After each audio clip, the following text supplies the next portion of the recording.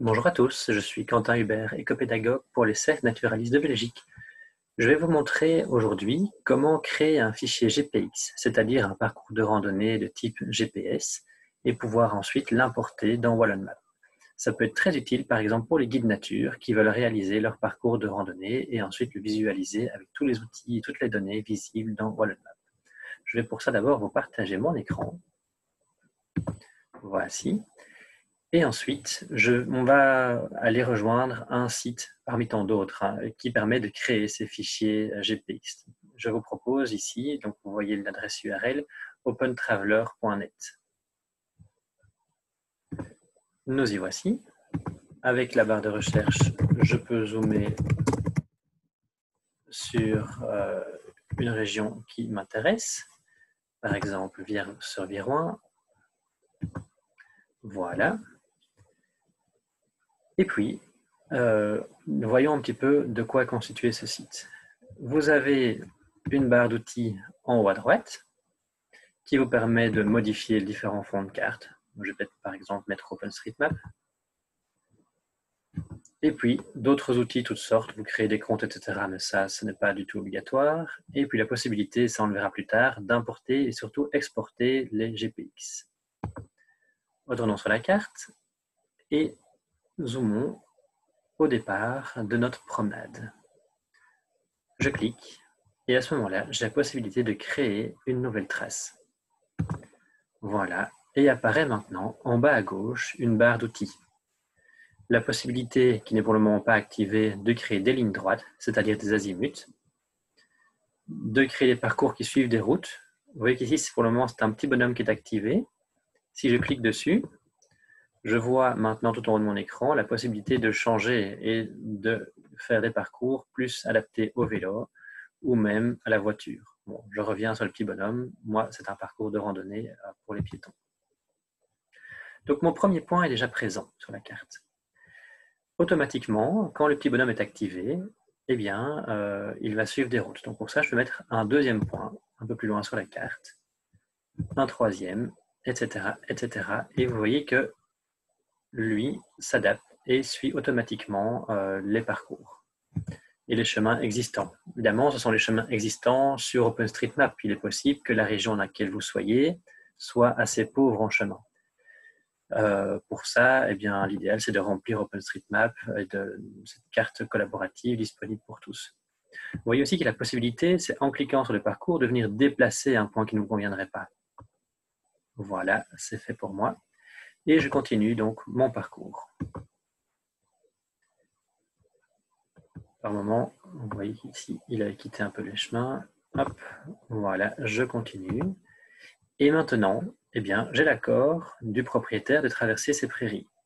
Je vais donc cliquer en bas à gauche sur l'outil ligne droite pour réaliser un azimut au milieu des prairies. Et donc quitter les chemins. Voilà, je rejoins un chemin et donc je reprends mon petit personnage qui me permet de créer les parcours le long des chemins. Tout ça pour revenir, eh bien, pour arriver donc à la fin de mon parcours. L'outil en bas à gauche me montre la distance parcourue 5,4 km, dénivelé à peu près 150 mètres, donc pour mon parcours.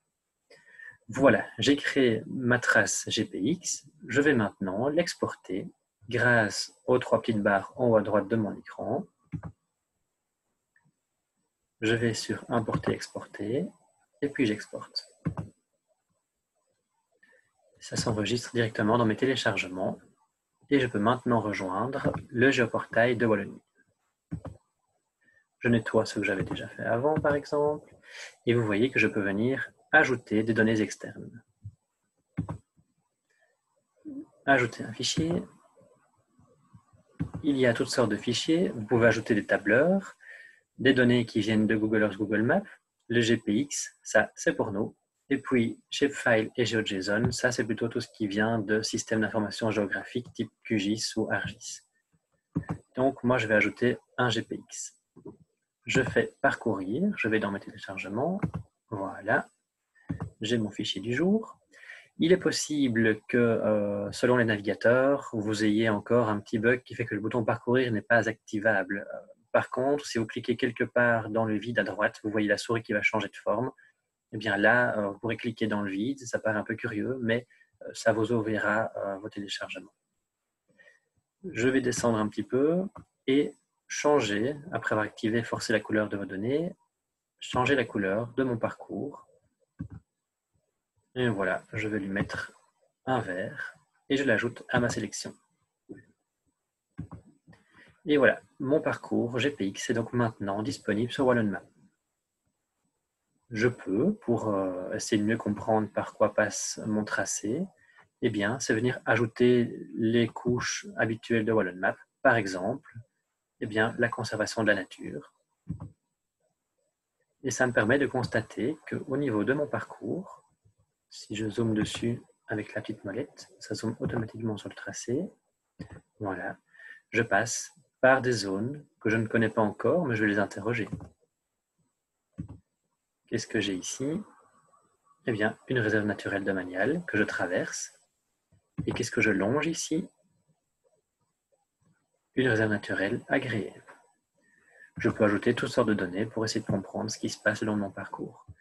Et donc voilà, nous avons vu maintenant comment ajouter un fichier GPX sur WallonMap, donc pour pouvoir importer les parcours que vous aurez créés, soit créés en ligne, soit enregistrés depuis votre GPS ou depuis votre smartphone lorsque vous avez repéré votre parcours.